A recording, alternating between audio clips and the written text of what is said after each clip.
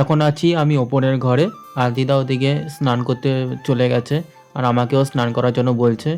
যাই, আমিও স্নানটা করে আসি চটপট। আর স্নান টান করে এসে দেখা হচ্ছে। আর এই দেখো স্নান টান করা হয়ে গেছে। এদিকে দিদারও স্নান করা কমপ্লিট হয়ে গেছে। দিদা স্নান টান করে এখন পুজোর প্রস্তুতি নেবে। আজকে হচ্ছে বৃহস্পতিবার, জানোই তো। আজকে দিনের পুজোটা একটু বেশিক্ষণ ধরেই চলে, আর বৃহস্পতিবার যেহেতু। আর এদিকে আমি এই ঘর থেকে ওই ঘরে চলে যাব, আর দিদা এই ঘরে পুজো দিক। আমি ওই ঘরে বসে বসে ফোন ঘাঁটছিলাম, আর কি করব। ফোন ঘাঁটতে ঘাঁটতে হঠাৎ করে চোখ লেগে গেছিলো, মানে ঘুম ঘুম পেয়ে গেছিলো। তারপর দিদা ডাক দিল, দিদা ডেকে বলছে ভাত খেয়ে যা। তারপর দিদাকে বললাম অল্প করে ভাত দিতে। তারপরে দিদা ভাত দিয়ে দিয়েছে। ভাতের সাথে ছিল মাছের ঝোল, বাটা মাছ ভাজা আর পটল ভাজা। আজকে ছিল এই মেনু। আমি চটপট খেয়ে নিলাম, খেয়ে দিয়ে চলে গেছিলাম ছাদে। যখন নিচে ছিলাম, নিচ থেকে দেখছিলাম বাইরে হাওয়া দিচ্ছিল, তাই ভাবলাম ছাদে থেকে ঘুরে আসি। ছাদে এসে দেখি তো ভালোই মেঘ জমেছে, আর হাওয়া দিচ্ছিল ভালোই। বেশ ভালোই লাগছিল, অনেকদিন পর ছাদে আসলাম।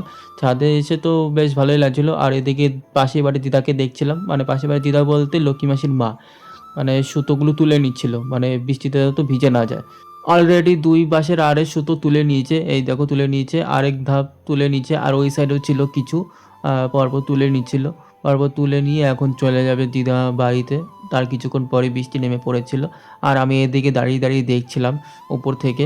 আর দূরে যে মাঠের দিকে কিছু ছেলেবেলে দেখতে পেয়েছি, ওদেরকে দেখাচ্ছি তোমাদেরকে। ওই দেখো, ওরা যে ওখানে কি করছে প্রথমে তো বুঝতে পারছিলাম না, পরে বুঝতে পেরেছি। মানে আম গাছের নিচে আম কুড়োতে গেছে।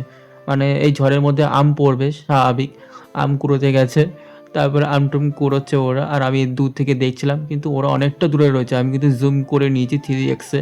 আর এদিকে আমি ছাদে দাঁড়িয়ে দাঁড়িয়ে হাওয়া খাচ্ছি, মানে এতটা পরিমাণে জোরে জোরে হাওয়া দিচ্ছে, ঘরে বসে তো আর হাওয়াটা ফিল করতে পারি না, তাই ছাদে চলে আসলাম। আর এদিকে দেখো আমার গাছের অবস্থা। আর এই জায়গাটা হচ্ছে আমার ফেভারিট জায়গা, মানে পুরো ছাদের মধ্যে। আর এদিকে লেবু গাছ মানে একদম হেলে গেছে, একটু বেশি করে জোরে হাওয়া দিলেই মানে ডালপালা ভাঙবে। অলরেডি আমাদের শিউলি ফুলের গাছের 2-3টা ডালা ভেঙে গেছে, দেখতে পেয়েছি ছাদের থেকেই। আর এদিকে যখন ছাদে দাঁড়িয়েছিলাম মানে সামনের দিকটা, তারপর হঠাৎ করে দেখতে পেলাম এক ঝাঁক পাখি। ওরা হঠাৎ করে দেখতে দেখতে যে কোথায় চলে গেল সেটা আমি খুঁজেই পেলাম না, আর তো দেখলামই না। তারপর আর কি, তারপর চলে আসলাম নিচে।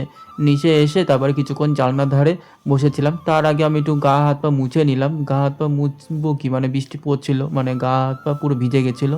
আর এই দেখো কি জোরে বৃষ্টি হচ্ছে, মানে জানলার ধারে বসে বসে দেখছিলাম। আর কি করব, তারপরে কারেন্ট চলে গেল। কারেন্ট চলে যাওয়ার পরে আমি ফোনটা রেখে ঘুমিয়ে পড়েছিলাম।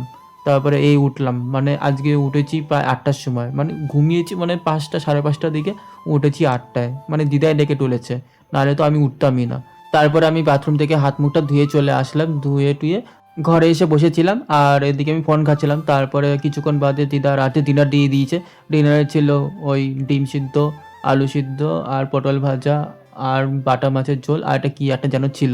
আমি ওটা খাইনি, ওটাকে সাইডে রেখে দিয়ে তো বাকিটা খেয়ে নিলাম। আর এদিকে দিদা আম কেটে দিয়েছে, মানে রাতের খাওয়ার পর।